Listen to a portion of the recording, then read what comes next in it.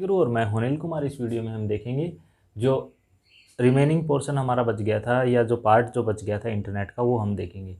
तो इसमें क्या है, हार्डवेयर की रिक्वायरमेंट, जो मतलब क्या क्या हार्डवेयर की रिक्वायरमेंट पड़ेगी आपको इंटरनेट में। सबसे पहले अगर आपने इंटरनेट चलाना चाहते हो तो आपके पास एक मॉडेम होना चाहिए। अगर आप कंप्यूटर पे इंटरनेट चलाना चाहते हो तो आपके पास एक मॉडेम होना चाहिए। मॉडेम का जो फुल फॉर्म क्या होती है, मॉडेम की फुल फॉर्म होती है मॉड्यूलर डीमॉड्यूलर। ये आपको एग्ज़ाम में आ सकता है, काफ़ी एग्ज़ाम में आया भी ये क्वेश्चन। मॉडेम का काम क्या रहता है, मॉडेम एक डिवाइसेस रहता है, जैसे आपने देखा होगा मॉडेम एक डिवाइस रहता है। उसमें क्या है, जिसमें आपको सिग्नल दिखाई देते हैं कि भाई इसमें इंटरनेट चल रहा है नहीं चल रहा। वो जो डिवाइस रहता है जिससे आपका वाईफाई चलता है, जिससे आप लैन के थ्रू आप केबल के थ्रू अपना वो भी चला सकते हो, लैपटॉप भी कनेक्ट कर सकते हो, वो मॉडेम रहता है।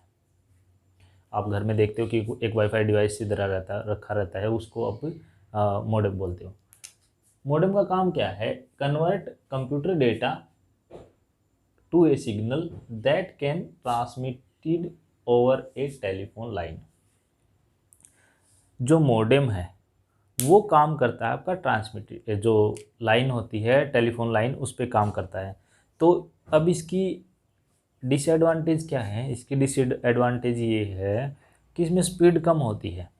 जो आपकी फाइबर केबल आती है उससे इसकी स्पीड कम होती है। लेकिन एडवांटेज क्या है, एडवांटेज ये है कि जब वाईफाई से जो स्पीड मिलती है उससे बहुत ज़्यादा स्पीड रहती है, क्योंकि लाइन के थ्रू आता है तो इसकी स्पीड अच्छी होती है इन कंपैरिजन टू वाईफाई, लेकिन कम होती है इन कंपैरिजन टू आपकी फाइबर नेट।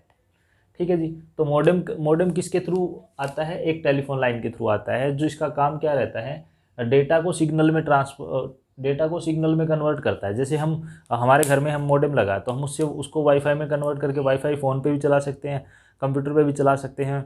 अदर जो डिवाइसेस हैं हमारे पास, मान लो जो आजकल एलेक्सा वगैरह रहते हैं, उनको भी उससे ऑपरेट कर सकते हैं, या फिर आपके पास किंडल है तो उसको चला सकते हो उससे। फिर आता है हमारे पास हब। हब क्या रहता है वहाँ पे, हब एक जगह है। हब जैसे हम क्या बोलते हैं, हब क्या रहता है, जैसे कुंभ मेला, मक्का, मदीना, हब वहाँ पे जहाँ पे बहुत सी चीज़ें इकट्ठी हो सकती हैं। तो यहाँ क्या रहेगा, a place where the data arise from one or more directions, जहाँ एक या ज़्यादा डायरेक्शन से डेटा आएगा और एक या ज़्यादा डायरेक्शन में डेटा जाएगा, उसे हब बोलते हैं। वहाँ डाटा आएगा भी और जाएगा भी, उसे बोलते हैं हब। तो अब आता है हमारे पास ब्रिज। ये सब आपके हार्डवेयर हैं, हब भी हार्डवेयर है, मॉडेम भी हार्डवेयर है, ब्रिज भी हार्डवेयर है। ब्रिज का काम क्या करता है, ये नेटवर्क डिवाइस जो कनेक्ट करता है one or more network such as LAN and other LAN. जैसे आप किसी ऑर्गेनाइजेशन में काम करते हो, आप घर पे काम करते हो तो आपका पर्सनल कंप्यूटर है, आप काम कर रहे हो, लैपटॉप है काम कर रहे हो, डेस्कटॉप है काम कर रहे हो। लेकिन अगर आप किसी ऑर्गेनाइजेशन में काम करते हो तो वहाँ पे जैसे मान लो आप कोई पर्टिकुलर सॉफ्टवेयर यूज़ कर रहे हो, वो आप वहीं पे यूज़ कर सकते हो, घर नहीं कर सकते। इवन दो वो सॉफ्टवेयर आपके लैपटॉप में है भी, क्यों नहीं कर पाते, क्योंकि उसका जो एक्सेस है वो पर्टिकुलर लैन पे, उसी लैन पे रहता है। तो लैन क्या है, लैन ब्रिज क्या करता है, ये नेटवर्क एक या एक से ज़्यादा लैन को कनेक्ट करने में हेल्प करता है। नेटवर्क डिवाइस दैट, ये क्या है, ब्रिज क्या है, एक नेटवर्क डिवाइस है। नेटवर्क डिवाइस क्या करता है, that connected to or more, दो या दो से ज़्यादा जो आपके नेटवर्क हैं उनको कनेक्ट करने में हेल्प करता है एक दूसरे से। ठीक है जी, दो और बच गए, हम उनको देखते हैं।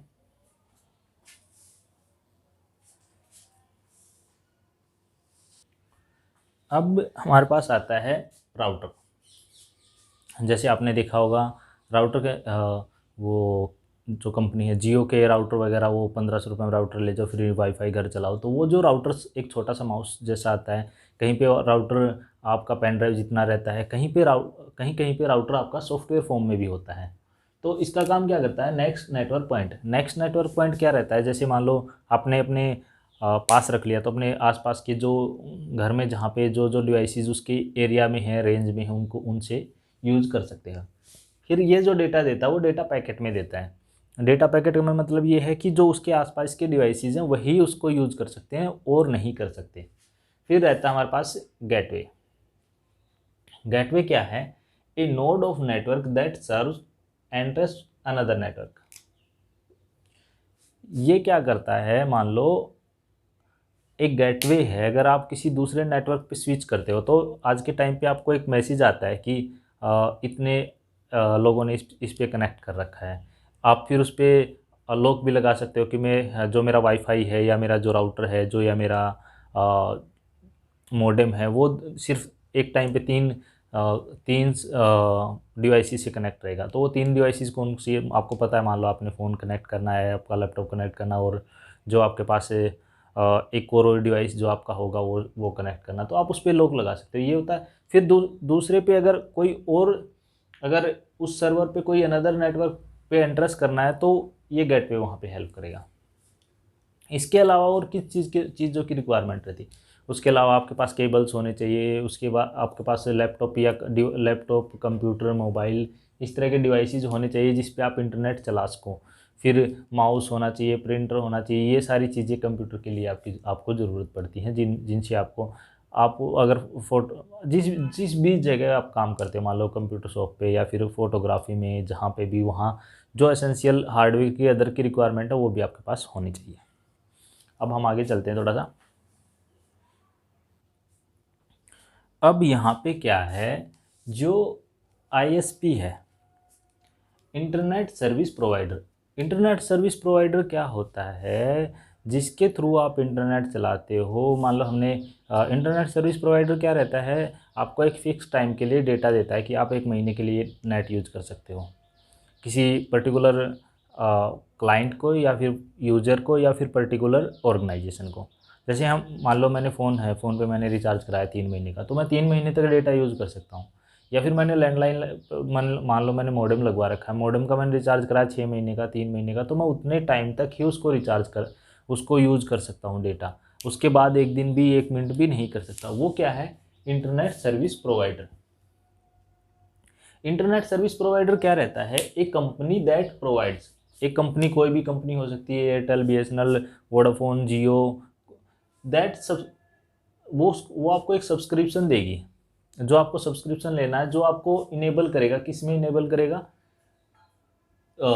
Access internet. आपको इंटरनेट एक्सेस करने में आपको कितने टाइम के लिए करना है, 3 महीने, 3 दिन, 3 घंटे, जो भी जितने का आप सब्सक्रिप्शन लेते हो उतने टाइम के लिए आप इनेबल हो जाओगे इंटरनेट एक्सेस करने के लिए। अब इंटरनेट कनेक्शन के मेन ऑप्शन कौन कौन से हैं? सबसे पहले मेन ऑप्शन है dial up connection. Dial up connection क्या रहता है, it uses the analogue telephone line for the establishing temporary communication. एक जैसे अभी हम मॉडेम लगवाते हैं तो वो टेलीफोन लाइन के थ्रू आता है, तो उसमें क्या रहता है, आपको टेम्परेरी एनालॉग डेटा दिया जाता है जिसके थ्रू आप अपने घर में वाईफाई या फिर केबल के थ्रू नेट यूज़ कर सकते हो। ठीक है जी। It convert computer signal into analog signal. जो आपके कंप्यूटर के सिग्नल है उसको एनालॉग सिग्नल में कन्वर्ट करता है जिससे आप डेटा यूज कर सकते हो। वहाँ पे यूज होता है इंटीग्रेटेड सर्विस डिजिटल नेटवर्क, इंट ISDN। क्वेश्चन आ सकता है ISDN क्या होता है, तो ISDN की फुल फॉर्म होती है इंटीग्रेटेड सर्विस डिजिटल नेटवर्क। उसमें क्या होता है, जो सिग्नल होते हैं उनको एनालॉग सिग्नल में कन्वर्ट किया जाता है। ठीक है जी। ISP क्या होता है, इंटरनेट सर्विस प्रोवाइडर। जो आपको पर्टिकुलर टाइम के डायल अप कनेक्शन, इसमें क्या यूज होता है, आपका टेलीफोन लाइन। ये हमने देखा सर्विस प्रोवाइडर का थोड़ा सा, और हम इसमें क्या क्या चीज़ें होती हैं वो हम देख लेते हैं। देखो the main internet connection options कौन कौन से रहते हैं वो और हम थोड़े से देख लेते हैं आगे। अब हमारे पास क्या आता है, अब हमारे पास आता है केबल टीवी कनेक्शन, जो हम घरों में देखते हैं। हमारे घर जो केबल टीवी लगा होता है तो वो किस पे चलता है, वो भी आपका इंटरनेट की फैसिलिटी के थ्रू चलता है। उस पर आप देखते हो आजकल जो केबल वाले हैं वो आपको घर में इंटरनेट भी चला के देते हैं कि आप केबल के साथ साथ इंटरनेट भी और डिवाइसेस भी चला सकते हो। तो वो सारा आपका आता है इसमें। फिर आता है इंटरनेट किस तरह से प्रोवाइड होता है। फिर आता है सैटेलाइट कनेक्शन। सैटेलाइट कनेक्शन में क्या होता है, अगर सैटेलाइट कनेक्शन की बात करें तो आज के टाइम पे जैसे आर्मी वगैरह होती है किसी कंट्री की, तो उनको जो कनेक्शन प्रोवाइड किए जाते हैं उनको सैटेलाइट के थ्रू कनेक्शन प्रोवाइड किए जाते हैं, ताकि उनकी इन्फॉर्मेशन जो मिलिट्री वगैरह की इन्फॉर्मेशन कहीं बाहर ना लीक हो। सैटेलाइट फ़ोन का फ़ायदा क्या रहता है? सैटेलाइट फ़ोन का फ़ायदा ये रहता है कि आप अगर कहीं पे भी हैं, एरोप्लेन में भी हैं, अंडर वाटर भी हैं, सी में भी हैं, आपका वो हर जगह मिल जाएगा। ये रहता है फ़ायदा आपका सैटेलाइट फ़ोन का। और इंडिया में सैटेलाइट फ़ोन की फैसिलिटी कौन प्रोवाइड कराता है? वो कराता है इनमारसैट।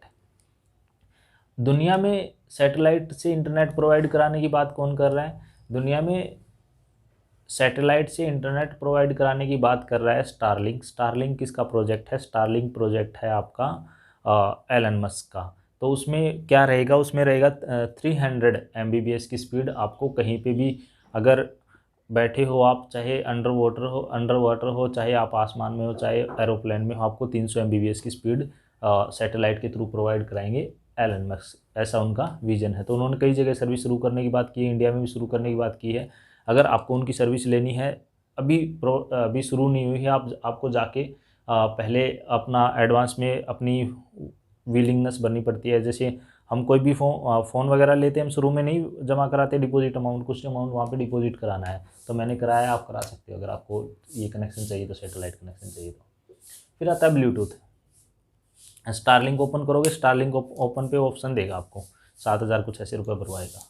फिर आता है ब्लूटूथ। ब्लूटूथ क्या होता है? जैसे आपका फ़ोन, आप फ़ोन से डेटा ट्रांसफ़र करना चाहते हो लैपटॉप में या फिर अपने आसपास किसी दोस्त को, तो आप ब्लूटूथ से कर सकते हो। फिर उसके बाद आता है ब्रॉडबैंड।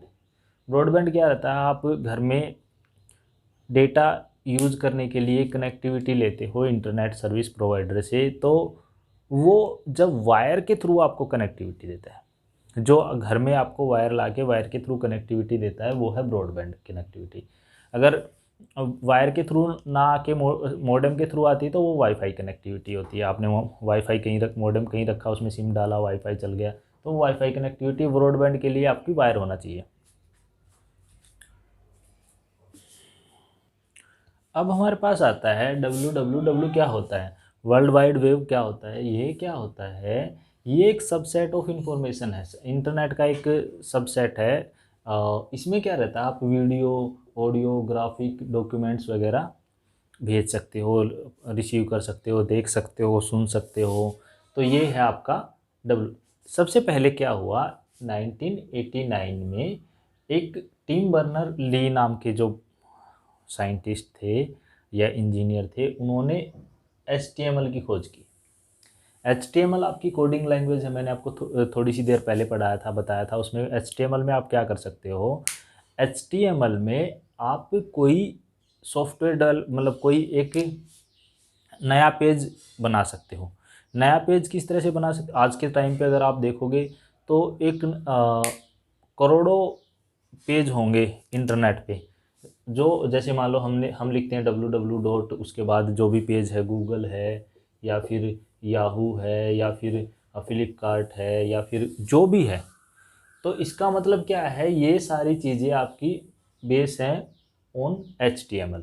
HTML क्या है? HTML एक कोडिंग लैंग्वेज है जिस पे आप वेब पेज बना सकते हो। वेब पेज पे क्या है? आपकी सारी इन्फॉर्मेशन रहती हैं, और जिस पे जो आप डालते हो, मान लो किसी का फैशन से रिलेटेड पेज है, किसी का ब्यूटी से रिलेटेड पेज है, किसी का कुकिंग से रिलेटेड पेज है, किसी का सब मिला के पेज है, बुक से रिलेटेड या फिर सॉफ्टवेयर से रिलेटेड, तो वो सारी इन्फॉर्मेशन आपकी अवेलेबल हैं यहाँ पे। HTML लैंग्वेज कोडिंग लैंग्वेज के थ्रू बनती है। अब ये क्या हुआ? इन्होंने पब्लिक सर्विस में यूज़ करने दिया 1993 में। इन्होंने बोल दिया पब्लिक डोमेन में कि आप इसको यूज़ कर सकते हो। उसके बाद क्या हुआ? उसके बाद वेब जो पेज है उनकी बाढ़ आ गई, उनका फ्लड आ गया ऑल ओवर द वर्ल्ड। बहुत सारी दुनिया इसमें इंटरेस्टेड हो गई। आज के टाइम पे तो आप देखोगे कि कोई जो छोटे से छोटा बंदा है 200-250 रुपये में जैसे MS धोनी ऐड करता है या फिर और बंदे ऐड करते हैं, गो डैडी पे जाओ, अपनी वेबसाइट बनाओ, अपनी रजिस्टर्ड करो, ये अपना बिजनेस रजिस्टर करो। तो वो सारी चीज़ें किससे के थ्रू पॉसिबल हुई हैं? वो हुई हैं HTML के थ्रू, www के।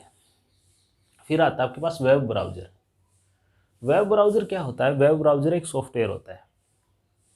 वेब ब्राउज़र क्या होता है? वेब ब्राउज़र एक सॉफ्टवेयर होता है जिस पे आप इंटरनेट सर्च कर सकते हो, इंटरनेट यूज़ कर सकते हो। उसमें क्या है? उसमें है इंटरनेट एक्सप्लोरर, जो बेसिक होता है सब आप सब लैपटॉप्स में मिलता है। फिर आता है मोजिला फायरफॉक्स, फिर सफारी, फिर ओपेरा, फिर उसके बाद गूगल कह रहा हूँ, क्रोम आता है।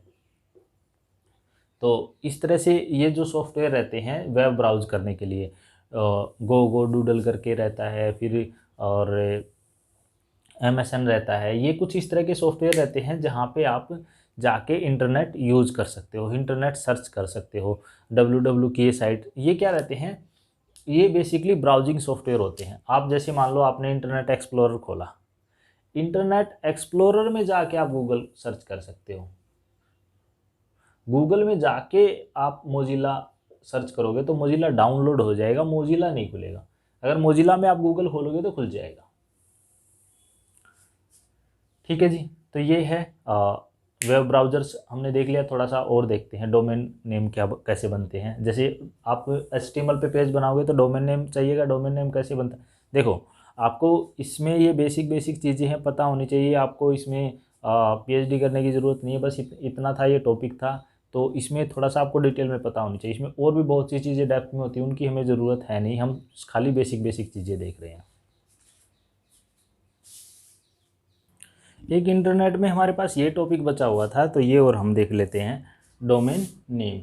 तो डोमेन नेम क्या होता है, it's unique name identify internet site and website.